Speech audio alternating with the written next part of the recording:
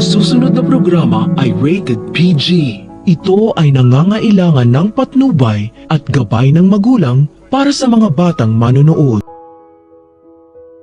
Kahit bagong taon na, hindi pa rin talaga nagbabago si Doc Carlos dahil mukhang mainit pa rin ang dugo niya kay Annalyn dahil hindi niya pinermahan ang pagpapadala nito sa Japan.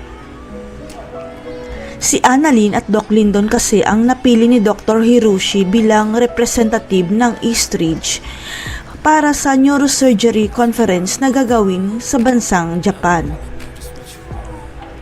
Pero ayaw ni Doc Carlos na permahan ang slot para kay Annalyn dahil sa isip niya na lilipat naman si Annalyn sa Apex kahit hindi pa naman nakapagdesisyon si Annalyn na lumipat. Advance lang talaga itong mag-isip si Carlos dahil akala niya lilipat na kaagad si Annalyn sa Apex pero nang tanungin niya ito, tatapusin pa ni Annalyn ang residency niya sa Eastridge. Kaya nang napagtanto ni Doc Carlos na mali ang iniisip niya, nagpalusot ito na gusto niyang patunayan at paghirapan ni Annalyn ang slot para ipresenta ang Eastridge Hospital sa Japan. Ang gusto ipalabas ni Doc Carlos na ayaw niya isipin ng iba na ipapadala niya si Annalyn sa Japan dahil stepdaughter niya ito pero ang totoo, naiinggit lang siya kay Annalyn. Kaya hindi mapigilan ni Annalyn na mainis dahil namemersonal na si Doc Carlos. Kaya nasabi niya sa anak ni Doc Carlos na si Harry na napaka-unfair ng tatay nito sa kanya.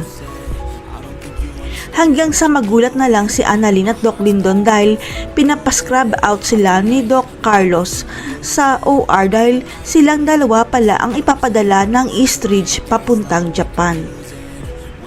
Hindi talaga makapaniwala si Annalyn dahil ang akala niya hindi pinermahan ni Doc Carlos ang slot niya pero ang mas ikinatuwa ni Annalyn pati si Lynette makakasama niya sa Japan.